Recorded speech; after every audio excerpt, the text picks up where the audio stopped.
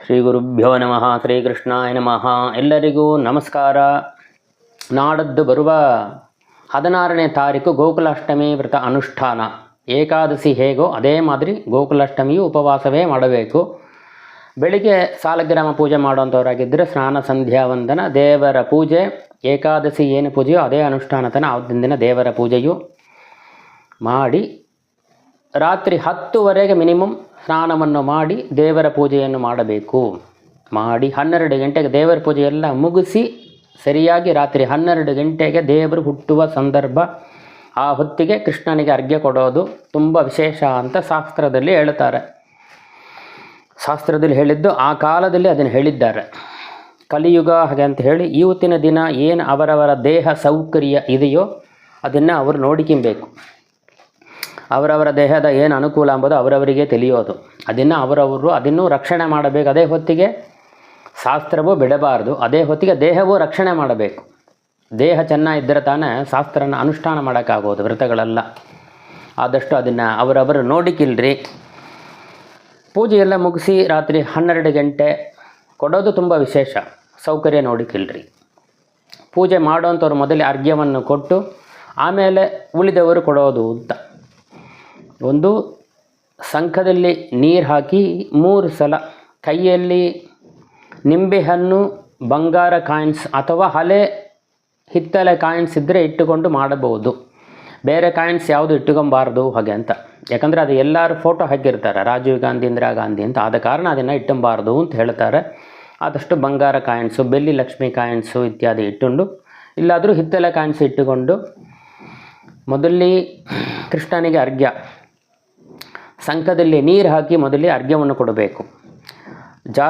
ಆದಷ್ಟು ಅರ್ಘ್ಯ ಕೊಡುವಂಥವ್ರು ಎಲ್ಲರಿಗೂ ಆದಷ್ಟು ಮಡಿಯಾಗಿ ಕೊಡುವಂಥದ್ದು ತುಂಬ ವಿಶೇಷ ಅಂತ ಹೇಳ್ತಾರೆ. ಅರ್ಘ್ಯವಾದರೂ ಕೊಡೋದು ಅಂತ. ಜಾತಕಂಸ ಪದಾರ್ಥಾಯ ಭೂಭಾರ ಉದ್ಧಾರಣಾಯ ಚ ಗೌರವಾನಾಂ ವಿನಾಶಾಯ ದೈತ್ಯಾನಾಂ ನಿಧನಾಯ ಚ ಪಾಂಡವಾನಾಂ ಹಿತಾರ್ಥಾಯ ಧರ್ಮ ಸಂಸ್ಥಾಪನಾಯ ಚ ಗೃಹಾನ ಅರ್ಘ್ಯಂ ದತ್ತಂ ದೇವೇಚ್ಛಾ ಸಹಿತೋ ಹರೇ ಹಾಗೆ ಅಂಥೇಳಿ 3 ಸಲ ಬೆಳ್ಳಿ ಪಾತ್ರೆಯಲ್ಲಿ ಇಲ್ಲ ತಾಮ್ರ ಪಾತ್ರೆಯಲ್ಲಿ ಅರ್ಘ್ಯವನ್ನು ಕೊಡಬೇಕು. ಶಂಖದಲ್ಲಿ ನೀರು ಹಾಕಿ ಕೈಲಿ ನಿಂಬೆಯನ್ನು ಕಾಯಿನ್ಸ್ ಇಟ್ಟುಕೊಂಡು ಅರ್ಘ್ಯವನ್ನು ಕೊಡಬೇಕು. ಆಮೇಲೆ ಶಂಖದಲ್ಲಿ ಹಾಲನ್ನು ಹಾಕಿ ಇದನ್ನು ಮನೆಯ ಹೊರಗೆ ಆದಷ್ಟು ಅಂದರೆ ಅಂಗಳದಲ್ಲಿ, ಅಂದರೆ ಚಂದ್ರನ ಕಿರಣಗಳು ಬೀರುವ ಸಂದರ್ಭ ಆ ಸ್ಥಳದಲ್ಲಿ ಇಟ್ಟು ಇದನ್ನು ಮಾಡಬೇಕು ಅಂತ ಹೇಳಿದ್ದಾರೆ. ಬೃಂದಾವನದ ಮುಂದಡೆ ಒಂದು ತೆಂಗಿನಕಾಯನ್ನು ಒಡೆದು ಅರ್ಧ ಚಿಪ್ಪನ್ನು ಆ ಬೃಂದಾವನ ಮುಂದೆ ತಟ್ಟೆಯಲ್ಲಿ ಇಟ್ಟು ಕೈಲಿ ಕಾಯಿನ್ಸು, ನಿಂಬೆಹಣ್ಣು, ಹಾಲು ಶಂಖದಲ್ಲಿ ಹಾಕಿ ಈ ಹಾಲು ಅರ್ಘ್ಯವನ್ನು ಆ ತೆಂಗಿನಕಾಯಲ್ಲಿ ಕೊಡಬೇಕು ಅಂತ. ಯಾಕೆ ತೆಂಗಿನಕಾಯಲ್ಲಿ ಕೊಡಬೇಕು ಅಂತಂದರೆ ಹುಣ್ಣಿಮೆ ದಿವಸ ಚಂದ್ರ ಹೇಗಿರ್ತಾನ, ಪೂರ್ಣವಾಗಿರ್ತಾನ.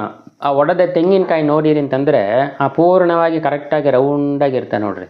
ಇದು ಚಂದ್ರನ ಆಕಾರ ಇರುವ ಕಾರಣ ಚಂದ್ರನಿಗೆ ಅರ್ಘ್ಯ ಕೊಡುವಂಥದ್ದು. ಚಂದ್ರನ ಕಿರಣದಲ್ಲಿ ಆ ತೆಂಗಿನಕಾಯಿ ಚಂದ್ರನ ಆಕಾರ ಇರುವುದರಿಂದ ಅದಲ್ಲಿ ಕೊಡಬೇಕು ಹಾಗೆ ಅಂತ. ಅಂದರೆ ಮನೆಗೆ ಹೊರಗೆ ಚಂದ್ರನ ಕಿರಣಗಳು ಬೀಳುವ ಸಂದರ್ಭದಲ್ಲಿ ಇದನ್ನು ಕೊಡಬೇಕು ಅಂತ ಹೇಳ್ತಾರೆ.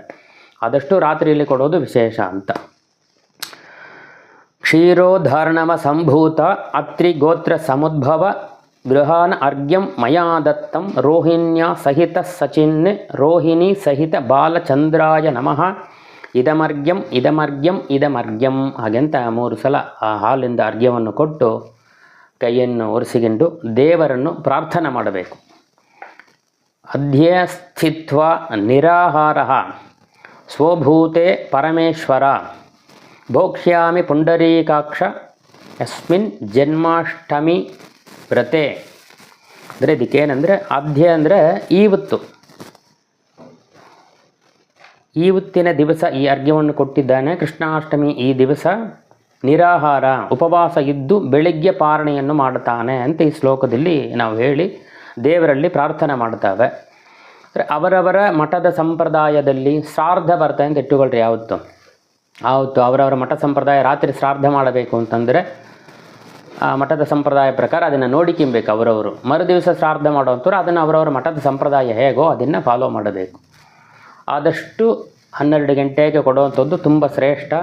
ಉಪವಾಸ ತಡೆಯುವಂಥದ್ದು ಆಗೋದಿಲ್ಲ. ದೇಶಕಾಲ ನಿಮಿತ್ತವಾಗಿ ಕೊಡುವಂಥವರು ಕೂಡ ಮುಡಿದಷ್ಟು 9 ಗಂಟೆಗಾರ ಕೊಡಬಹುದು ಅಂತ. ಅದಕ್ಕೆ ಮುಂಚೆ ಬೇಡ ಅಂತಂಬ ಕಾರಣದಿಂದ 9 ಗಂಟೆ ಅಂತ ಹೇಳುವಂಥದ್ದು. 9-9:30 ಆದಷ್ಟು ಪಕ್ಕದಲ್ಲಿ ಆ ಟೈಮಿಗೆ ಪಕ್ಕದಲ್ಲಿರುವ ಸಂದರ್ಭದಿಂದ ಅರ್ಘ್ಯವನ್ನು ಕೊಟ್ಟು ಪರಮಾತ್ಮನ ವಿಶೇಷವಾದ ಅನುಗ್ರಹಕ್ಕೆ ಪಾತ್ರರಾಗಬೇಕು ಅಂತ ಹೇಳಿ ಪ್ರಾರ್ಥನೆಯನ್ನು ಮಾಡುತ್ತಾನೆ. ಶ್ರೀಕೃಷ್ಣಾಯ ನಮಃ.